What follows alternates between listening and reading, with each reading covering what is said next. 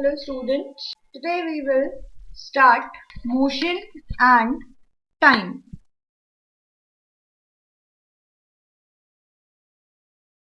In motion and time, first we will discuss about that how we can measure time. So our first topic is measurement of time.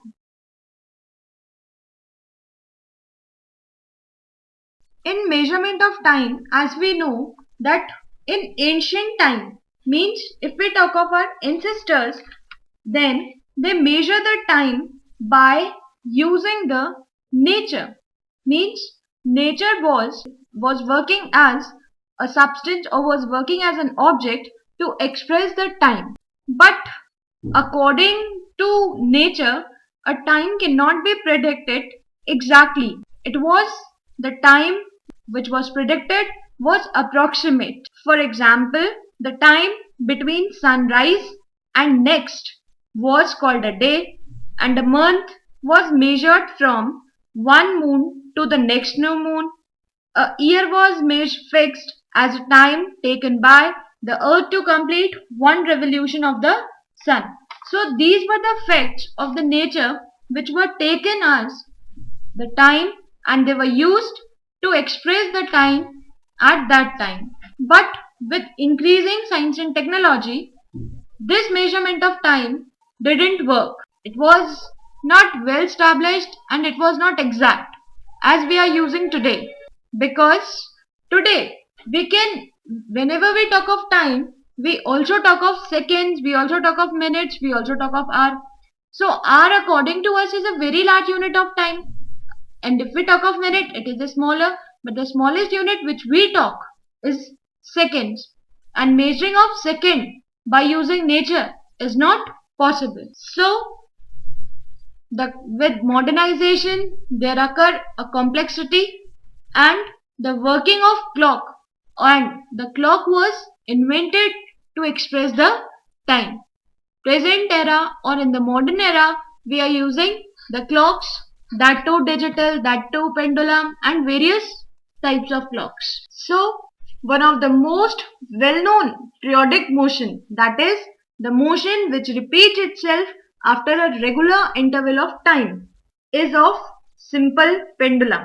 And simple pendulum is used to express the time, or it is used for the measurement of time. So we will be starting with simple pendulum.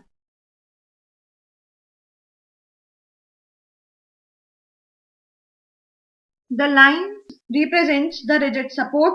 This line, the vertical line represents the thread, and the mass represents the bob. This is how the simple pendulum looks when it is at rest. This is the position of the simple pendulum when it is at rest, and when the bob of the pendulum is released. After taking it slightly to one side, it begins to move to and fro, and this figure depicts that motion. This is the rest motion which is predicted in the first part also. This is the position A, this is the position B, and let it be position C. Now position A and B are known as the extreme position, while position C is known as mean position. Mean position means it is a position when the bob is in rest condition. So in the first figure we can also see that the simple pendulum is at position C. Whenever it is not in motion, or whenever we say that the pendulum is at rest, then the position C is its position. Now the to and fro motion of a simple pendulum, that we discussed, that if we apply some force whenever the position C is attained, then it will move from C to A to C, C to B, and B to C. This is the one complete oscillation of this simple pendulum. Now that this to and fro motion means C to A and A to C, then again C to B, B to C. So this motion is a to and fro motion, and this to and fro motion is an example of periodic motion because this motion repeats itself after a regular interval of time, and it is also known as oscillatory motion also.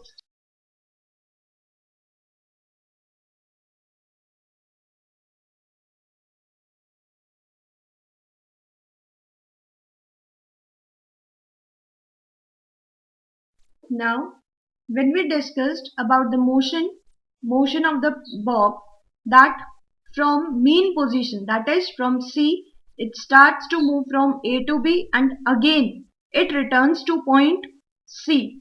This whole movement or this whole motion of the pendulum or the bob is known as its one complete oscillation, and during its complete oscillation it takes some time, means while moving from C to A, again to C, then B, then again to C.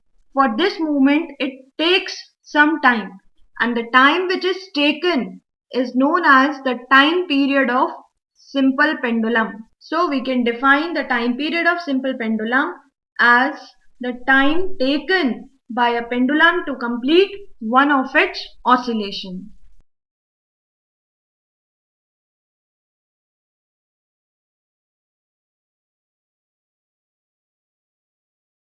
So this is how we can measure the time by using the simple pendulum. Now we will discuss about the unit of time. As we know that the basic unit of time is second,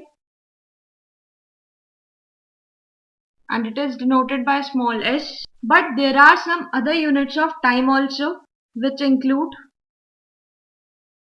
minute and hour. That is, they can be converted one into two. For example, 1 hour is equal to 60 minutes and 1 minute is equal to 60 seconds. Hence, 1 hour will be equal to 3600. So these are the conversions by which we can convert one basic unit to another unit of time. Now we know that whenever we talk of time, then there is another parameter also while discussing motion, that is distance. As we know that distance is the total length or the actual length which is travelled by a body. So the length which is travelled actually will be travelled in certain period of time. So there will be the change of distance with respect to time. Hence, distance which is covered per unit time is known as speed, and its unit is meter per second, and the device which is used to measure the speed is speedometer. Speedometer is a device which is used to measure the speed.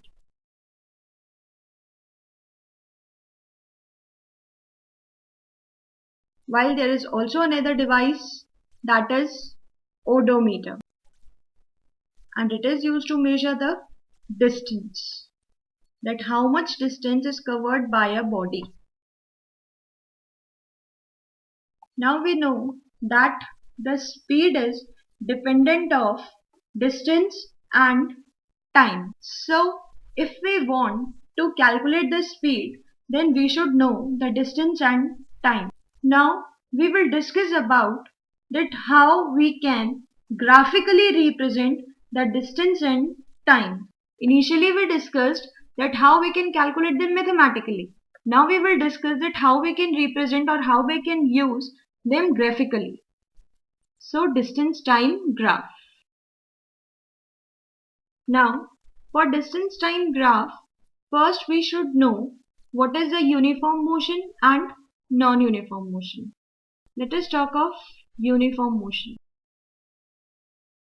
If I say that the car is traveling with a speed of 10 meter per second, it means that the car is traveling 10 meter of different distance in each second.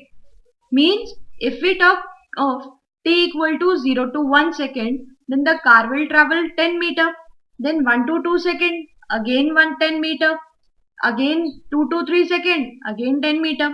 Mean in every second the car is traveling 10 meter of distance, as the slot of time is equally divided 0 to 1, 1 to 2, 2 to 3. But the distance is also equally divided. Hence, it is known as a uniform motion. Means whenever a body covers equal distance in equal interval of time, then it is known as a uniform motion.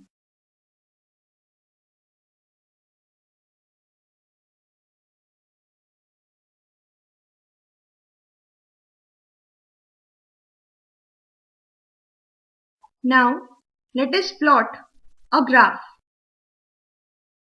This is the x-axis and this is the y-axis of the graph. On x-axis, we will take time. And we said that the car is traveling with a speed of 10 meter per second. So the time which we have taken is in seconds. So that is second. And on the y-axis, we will take the distance. And we have taken the distance in meters. So that is in meter. Now we know that the distance which is traveled by the car is in 10, 20 form. So the slot which we will be taking will be 10, 20, 30, 40 and so on. Correspondingly, we will be taking time 1 second, 2 second, 3 second, 4 second and so on. The point at which x and y intersect is O, where O is origin. O is origin. Means the distance which will be calculated on x-axis or y-axis will be calculated according to the origin or starting from the origin. Now we said that the car is traveling at a constant speed. So in 0 to 1 second the car will travel 10 meter. So this point corresponds to this part. Means in 1 second the car is traveling 10 meter of distance. If we take t equal to 2 seconds, that is from 0 to 2 seconds, the car will travel a distance of 20 meters. So this point corresponds to that part. Next, if we talk of third second, that is 0 to 3 seconds, the car will travel a distance of 30 meters. So this is the point which corresponds to this part. Now, so on we can take. Now, if we join these lines or if we join these points, then we will be getting a straight line. Hence, whenever there is a uniform motion, then we get a straight line in distance time graph. Or we can also say that whenever we are having a uniform motion, that is a body is covering equal distance in equal interval of time, then in distance time graph we will be getting a straight line. Hence, straight line signifies a uniform motion. But if we are in a crowded market or if we are at any public place, then it is not possible for us to travel equal distance in equal interval of time. Then we will be traveling unequal distance in equal interval of time. So that motion is known as the non-uniform motion.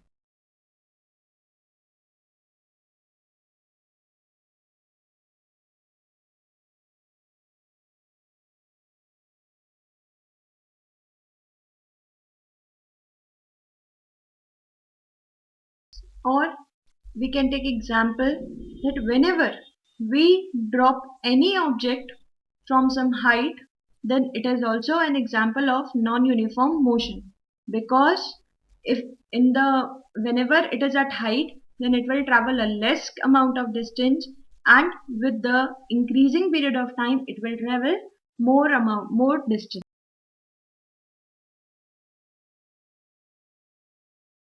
An object dropped from some height, we can consider that in t equal to 1 second, that is from 0 to 1 second, it will travel a distance of be 2 meter, and then at t equal to 2 seconds, that is 1 to 2 second, it will travel a distance of 2.5 meter, and at t equal to 3 seconds, that is 2 to 3 seconds, it will travel a distance of 4 meter. So we can see that the distance is equally spaced, that is the equal interval of time is taken, but the distance which is covered by an object is not equally spaced, because in 1 second it is covering 2 meters, while in second it is covering only 2.5, while in third it is covering 4 meters. So we can see that the distance is not equally spaced. Now in this graph, or in this motion, that is distance time motion, we will be getting a graph like this. This is, we have discussed, this is the time axis, and the time is taken in seconds, and this is the distance axis which is taken in meters. So the graph which we will be getting is a curved line. So the curved line which is given to us, or which is made in this distance time graph, signifies the non-uniform motion.